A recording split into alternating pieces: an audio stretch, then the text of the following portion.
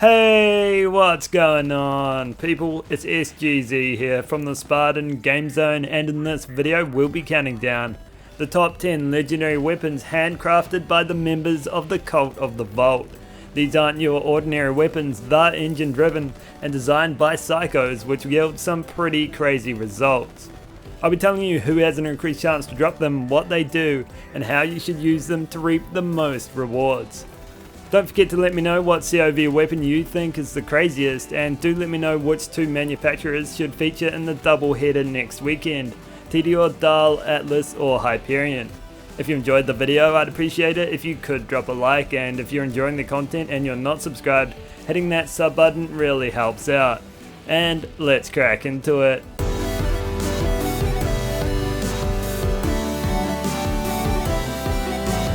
We open this countdown of the top 10 legendary weapons made by COV with the Skexil, an elemental pistol that can come in shock, fire and corrosive, and can only be dropped by Scrack, who you fight around here in Ascension Bluff. The Skexil is one of the first legendaries I ever obtained. It fires in bursts with the addition of large slow moving projectiles that deal splash damage. Its bullet damage is good and the orbs help add to the party. Because of how spread out and slow moving its explosives are, it's best in closer ranges, where you can get the maximum bang for your buck.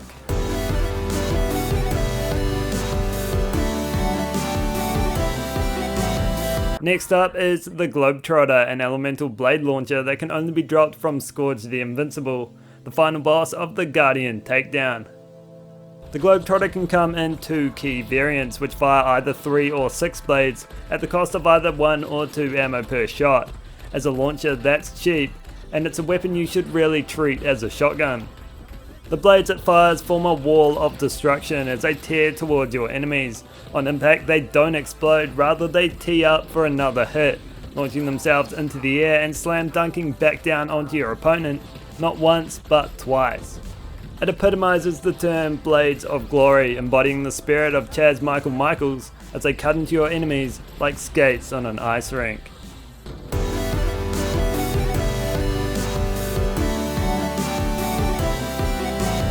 At number 8 is the Rebound, a DLC 4 legendary assault rifle which can come in all the flavors and can only be dropped by Psycho Reaver you fight in Valhalla. The Rebound fires at a nice pace, and because it's made by COV, there isn't anything conventional about it. It fires saw blades that slice right through your enemies before turning round and diving in for another hit. Its magazine is massive, sitting well over 50, and you can even get a ×2 or ×3 variant to upscale the blades you fire.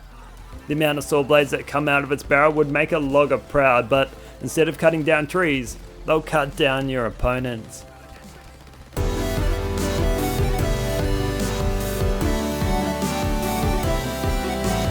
Time now for the Saw Bar, which actually has nothing to do with saws. This one's an assault rifle that always fires flaming hot rounds, and has an increased chance to drop from Borman Nates, who you fight here in the Meridian outskirts. The Saw Bar fires at a steady pace with a large mag size, and until you discover its unique effect, it'll just be another incendiary assault rifle, and an average one at that. It's not until you go against your better judgment and run away from your enemies before turning to shoot at them. Once its projectiles travel quite a long way, they burst apart in 3 directions and hose the area with flames. The area they cover is large, especially if you run modes who can enlarge its already big flame circle. This effect, although powerful, isn't very practical as the bullets have to travel quite a distance and it won't proc on impact. But when you do get it right, the Saw Bar will deal great amounts of damage.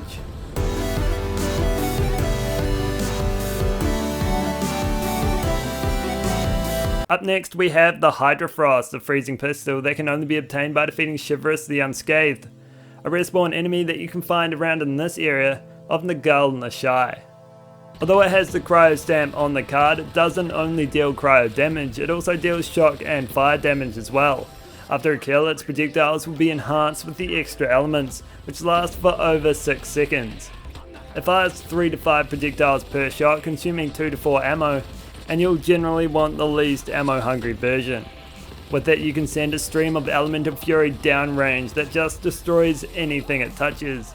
You'll find it difficult to run it on full steam for more than a couple of minutes, but for those 2 minutes, it's a blast.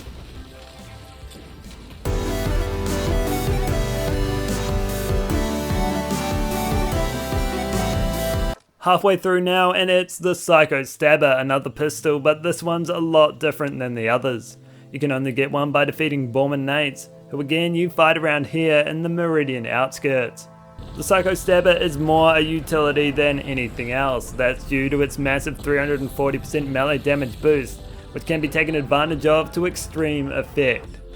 If you ever wanted to stab a pulsating glowing orb multiple times to build up its damage, and then send it hurtling towards a boss to deal insane damage numbers, then grab yourself this gun and a melee focused Amara build. It's fantastic in that setup, charging up Phase Flare to incredible heights where it'll down every single boss in the game with a single command.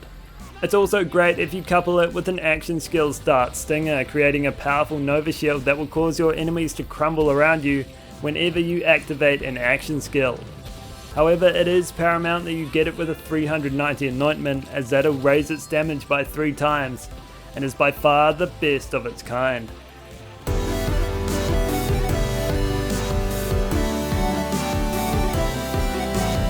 At number 4, it's the Staros' Burn, a DLC 2 AR that, like a lot of COV assault rifles, only comes in fire and can be obtained only by defeating the Wendigo you fight around here in Cankerwood.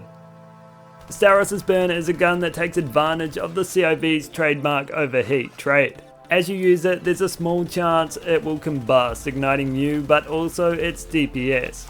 While recovering from its blown gasket, its rounds are enhanced, always hitting criticals with higher incendiary damage, and it doesn't consume any ammo whatsoever.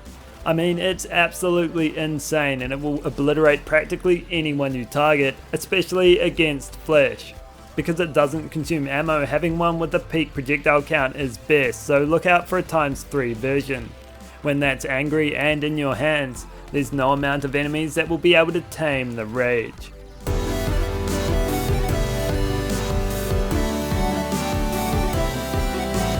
The Gargoyle is next, a DLC 3 weapon that can only come in corrosive and has an increased chance to drop from Dick and Goyle you fight around here in Bloodsun Canyon. The Gargoyle, like the Hydra Frost, is a COV weapon with an incredible fire rate and projectile count, but it doesn't fire normal bullets. Instead it fires sticky projectiles that deal damage when they land and again a little later when they explode. On top of that, it will also occasionally send out whatever it had for breakfast, covering your enemies in acid, which deals a ton of what they call damage. It's a great gun, especially when up against armor, but it'll do work every day, anytime.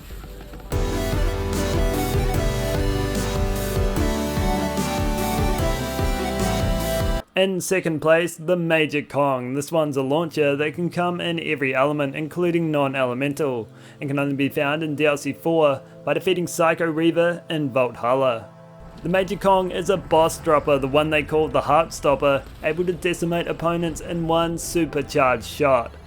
I say supercharged because holding down that trigger will increase the damage of its payload, at the cost of increased ammo consumption. It's not the kind of gun you can use with precision, making it best in closer ranges, and means you'll need to adapt to its pattern if you want to hit crits and feel its true one-shot potential. For maximum damage, you'll want a ×2 variant to essentially double its damage output, and pair that with a 390 anointment. But really there's enough impact force here that that's not even needed. It'll work while mobbing, but definitely finds a home against the big boys, able to down them with very little effort.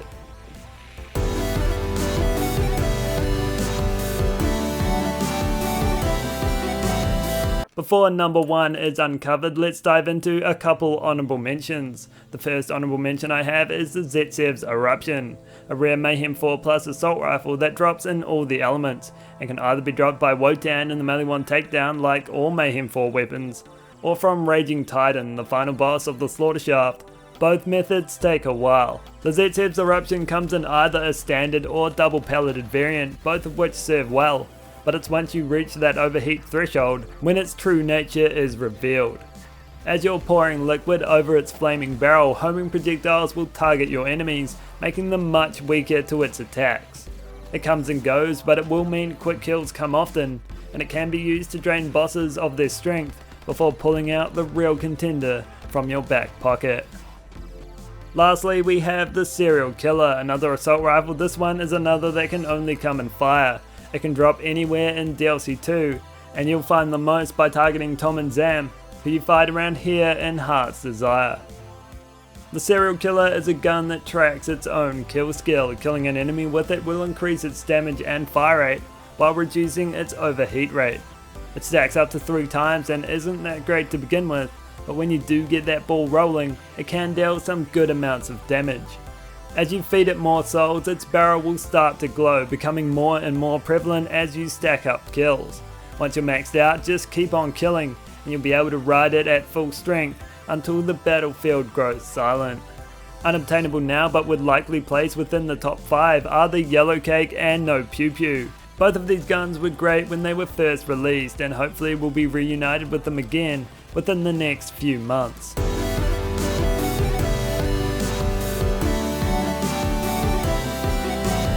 Who do we have here? It's the first place ribbon holder, and the name on the badge is the Tizzy, a COV pistol that can come in any of the elements and is exclusive to Arms Race. It has an increased chance to drop from this chest that you find right about here. A lot of COV weapons are designed to throw the kitchen sink at your enemies, but the Tizzy throws the whole damn house.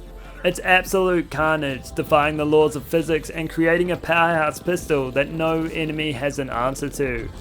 Like a few guns, its fire rate grows as the trigger continues to be held down, but it grows to an unbelievable rate, ignoring its overheat cap and burning through a quarter of its total ammo pool before it must be cooled off.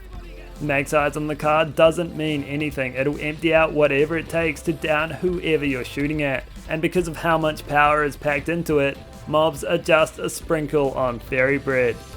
It's a gun made for bossing, where any Vault Hunter can defeat practically every boss or put a massive dent in their hopes to live. Because it can come in every element, no boss is safe from the Tizzy's torment, as it shreds through them, draining their health bar at an insane rate. So that's all for this video. I hope you enjoyed it and learned of the top 10 legendary weapons manufactured by COV in Borderlands 3. If you did, consider dropping a like or subscribing, and I'll catch you in the next one.